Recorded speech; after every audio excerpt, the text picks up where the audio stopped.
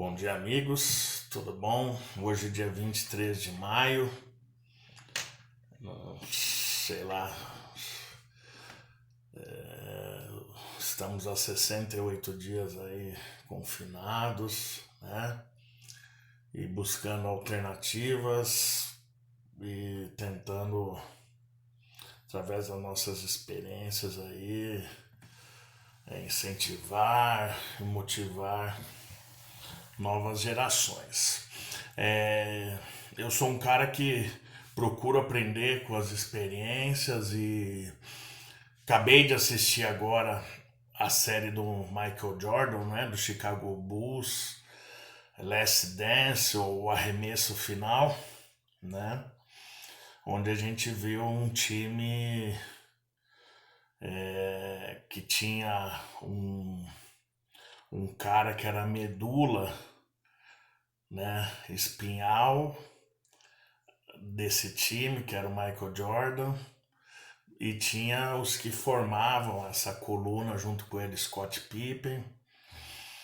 E isso também, né, lógico que em outra proporção e realidade aconteceu no judô.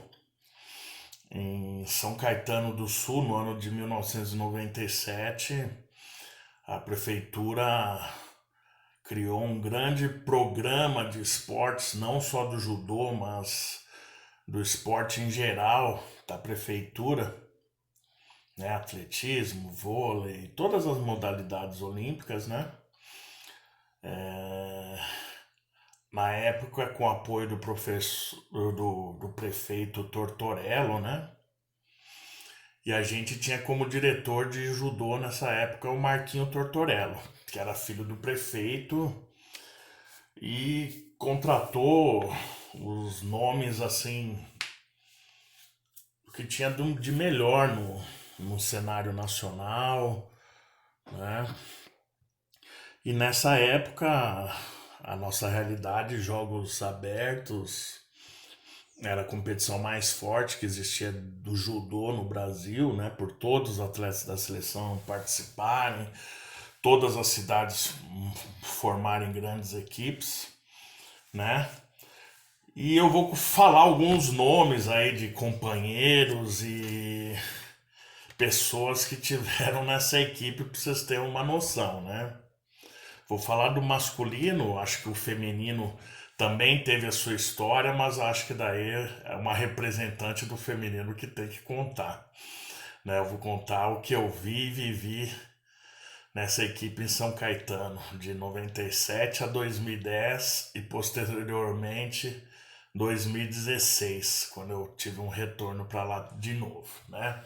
Então eu tive colegas como Joseph, Daldi, Aurélio, Miguel, Tranquilini, Thiago Camilo, Chicão Camilo, Marião, Sabino, Henrique Guimarães, Fulvio Miata, Alexandre Lee, o Walter Santos, Valtinho, o Eduardo Santos, seu irmão, Flávio Honorato, Carlos Honorato, Inácio, Sabininho, o Ivan Sabino, o Adriano Yamamoto, o Paulinho, né, que era super ligeiro, depois o Bolo Cru, o, o próprio Negão lá de Mauá, né, o Rogerião.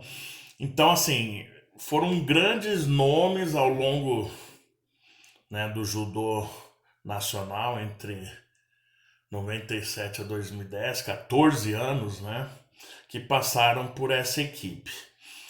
Mas essa equipe, assim como ela tinha uma espinha dorsal, a medula, né, que corria dentro dela chamava Carlos Honorato. Esse cara, todos os anos, eu não falo um, mas ele era o cara que lutava peso, absoluto, equipe.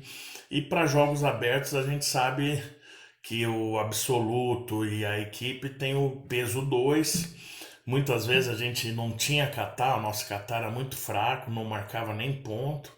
Então a gente sabia que tinha que ir no absoluto e na equipe a gente tinha que vencer e os outros pesos todos, né, irem marcando ponto, né?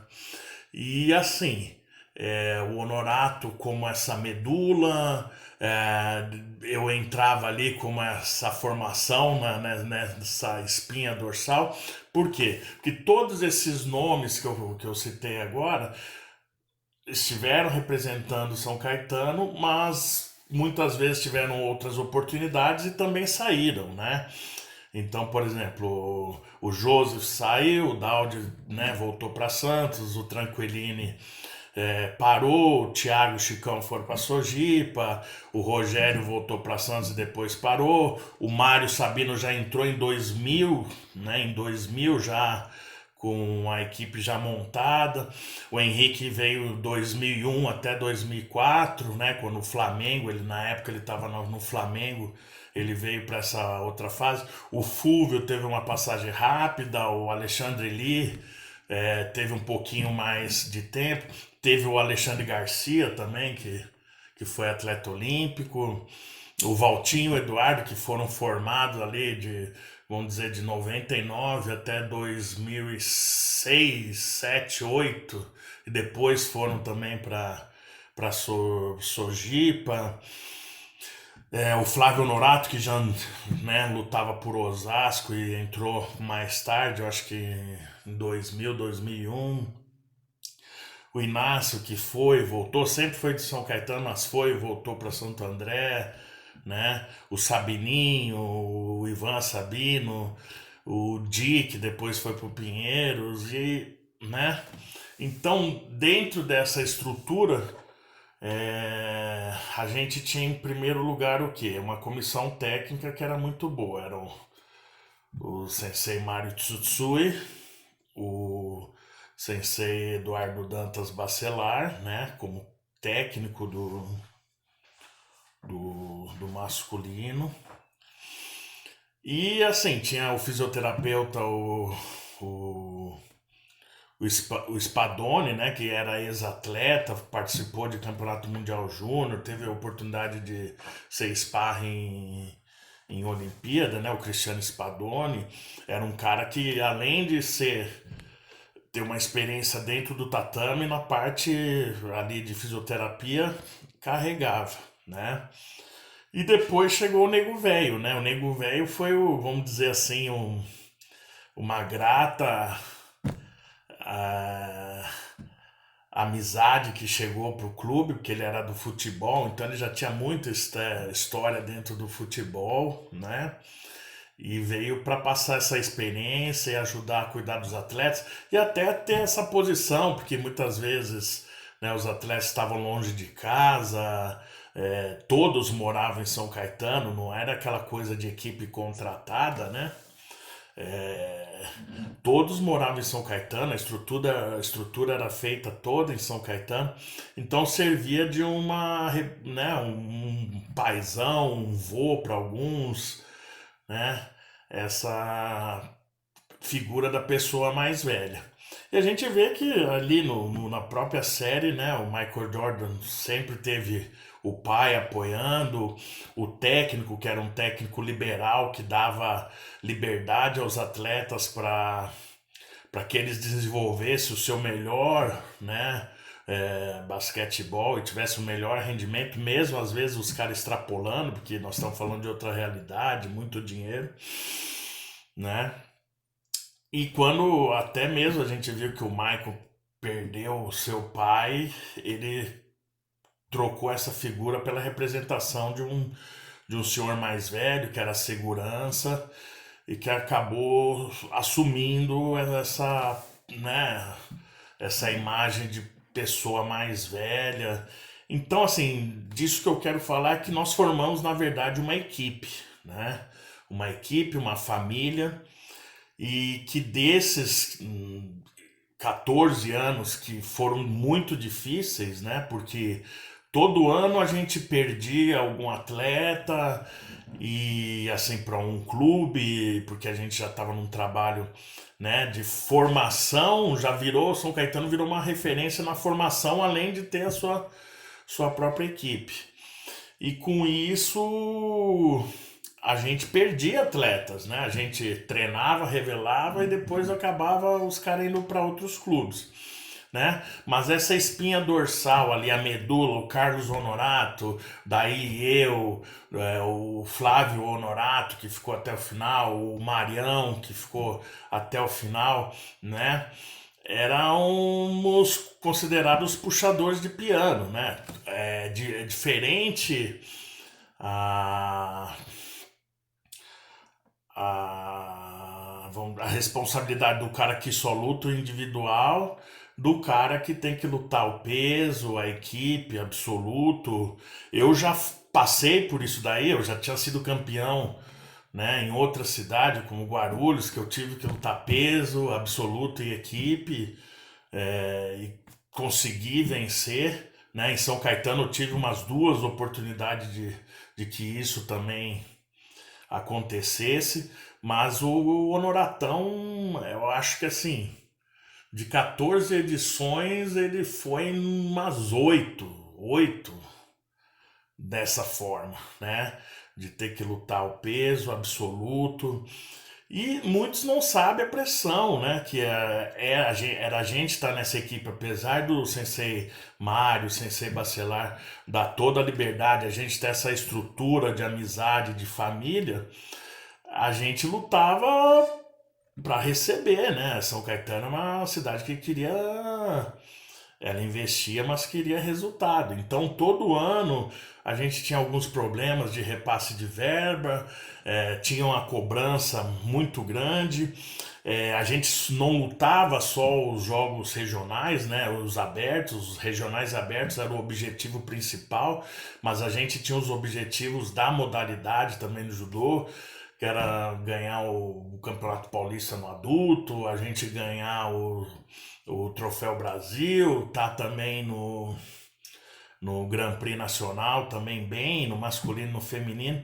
Então isso gerava uma pressão. Então muitas vezes as pessoas que estão fora, né, é, não sabem dessas histórias de como era isso, os bastidores do que acontecia, né? Mas assim, de 2000, né? Eu fiz o processo olímpico em 2000, acabei me machucando para a seletiva final. Eu já fui fazer a seletiva final, machucado. Eu tinha ganhado a seletiva pré-olímpica, né? Que era para fazer a base, toda pré-temporada de competições na Europa. E na última seletiva eu tinha lesionado meu pé, acabei não conseguindo ter um desempenho satisfatório. E com isso eu já estava com 28 anos, o Sensei Mário também já estava um pouco sobrecarregado, porque na época o Sensei Bacelar estava com problema de saúde, né? E me convidou também para ser auxiliar técnico, né? Então, nisso, para mim, lógico, me deu uma sobrevida como auxiliar técnico dentro do clube, mas me deu uma responsabilidade também bem grande, porque além de ter que continuar lutando, eu tinha que fazer todo mundo lutar, né? E é diferente quando você, assim, o atleta tem o seu objetivo individual. O meu objetivo tinha que ser o de todos, e ele passou a ser não só masculino, mas também o feminino. Então, eu me sentia sobrecarregado, tinha um estresse, assim, cada conquista a gente, né, era um banho, assim, lavava a alma, porque era mais um ano que a gente conseguiu, né, mas chegou o ano de 2010, a gente já com a equipe toda arrebentada, o Noratinho com o joelho estourado, o Honoratão já não aguentando mais, já estava com 36 anos, eu já estava com 38, o Marião com 38. E assim, daí já estava entrando o Bolo Cru na equipe, né? O Rafael Buzacarini, o Rogerião, mas ainda eram caras novos, assim, que a gente muitas vezes não tinha experiência ainda para fazer o resultado. E as equipes que vinham queriam ganhar da gente de qualquer jeito, né? E no final a gente ganhou aos trancos e barrancos e sempre, né, daquele jeito, um perdia, o outro lá né, cobria, a equipe tem essa característica, e daí no peso a molecada se sobressaía. Enfim, nós conseguimos 14 títulos consecutivos, né? E pra nós, assim, foi um alívio e já, porra, agora ganhamos 14, é 15, né? No mínimo 15 a gente tem que fechar aí. E foi quando nós recebemos a notícia de que a equipe seria encerrada, que a prefeitura ia começar a investir no esporte social do município, que ia, na verdade, manter as modalidades, mas não ia haver contratações, e ia manter só os atletas da base, porque o investimento era mais na área educacional, onde os caras tinham a bolsa e tinham a estrutura para estudar e treinar, né? E a gente que era mais velho, a gente precisava do dinheiro, né, para sustentar as famílias, para sobreviver. Acabamos que fomos dispensados, né? Fomos dispensados sem aviso prévio e com a esperança que após uma negociação nós pudéssemos voltar. E essa negociação não saía, e a gente via as equipes se formando em outras modalidades. Muitas cidades já pegaram esses reforços que é de São Caetano e já levaram para suas cidades também, né? Eu acabei fechando com o com Rio Preto também, que me deu suporte e uma segurança para eu não precisar passar dificuldade, né? Mas foi assim, acabou. Daí um dia chegou um telefonema, o Sensei Mário, ó, se vocês quiserem, vocês estão liberados aqui, é só vir buscar transferência, porque infelizmente a cidade não vai dar continuidade, né? Então a gente vê assim, lógico, é outra proporção, mas uma equipe com tantos anos, né, de vitórias, não era só no judô, outras modalidades, inúmeros medalhistas olímpicos no judô passaram, metade da equipe era só de São Caetano, né? E fizeram essa reformulação e assim, né? Nunca mais teve uma equipe como houve essa, né? No cenário nacional. E 2016, já na segunda divisão, né? Para tentar resgatar o esporte. Daí eu saí de Rio Preto, né? E voltei para São Caetano. E daí nessa nós conseguimos ser campeões da segunda divisão.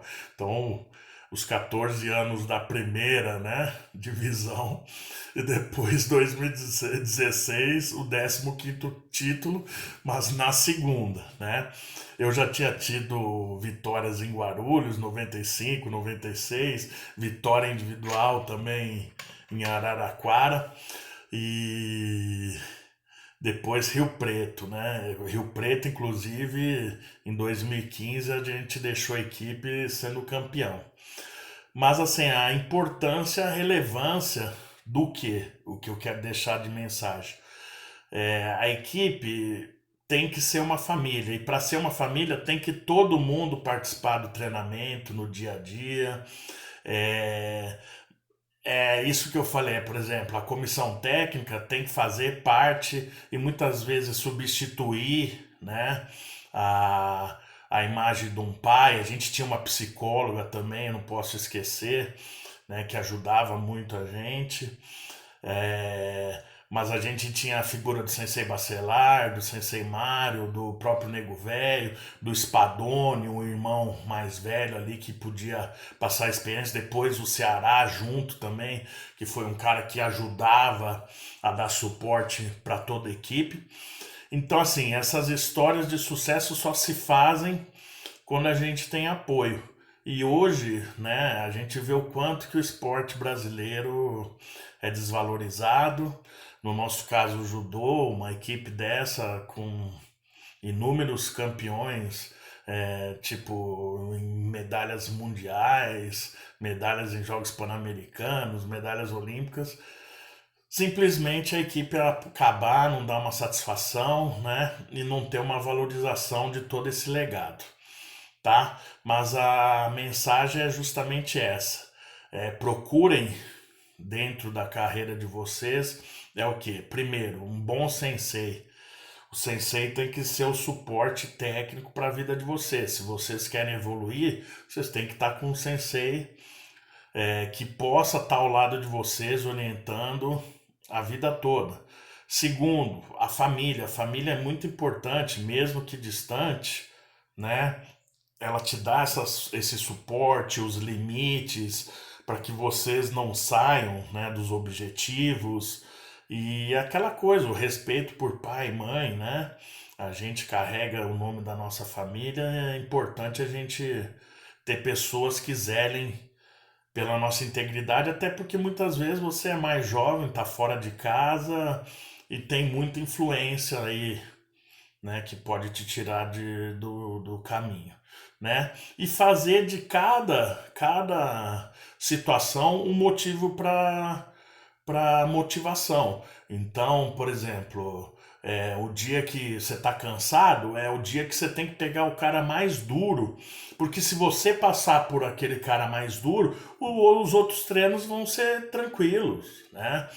É, por exemplo, eu não tenho a figura do pai e da mãe próximo, mas eu tenho né, a experiência do sensei, no caso lá o nego velho, pessoas que já viveram situações que muitas vezes a gente está vivendo ali no momento, o próprio fisioterapeuta que pode, né, dar uma orientação, pessoa mais velha que tem essa experiência.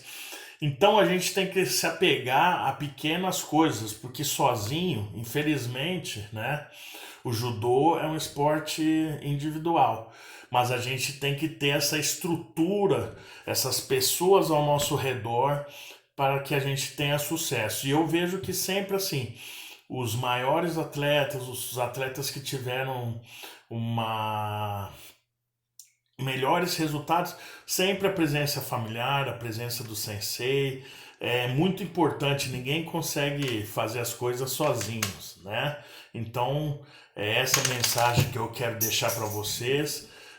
Muitas vezes a gente acha que não precisa, que a gente sozinho não sabe, mas na verdade a parte de execução é a mais fácil, a mais fácil dentro do judô. A gente treinar é a coisa mais fácil, mas lidar com os problemas da vida e, né, aprender com essas experiências, a não perder o foco, não perder os nossos objetivos, é o mais importante, tá? Então é só uma mensagem aí de contar um pouquinho a nossa história também e também uma mensagem aí positiva e de motivação para todos, tá? Um abraço aí, vamos vencer esse corona e que quando a gente volte melhor e mais forte, seja, né, fisicamente ou intelectualmente. Valeu? Um abraço a todos.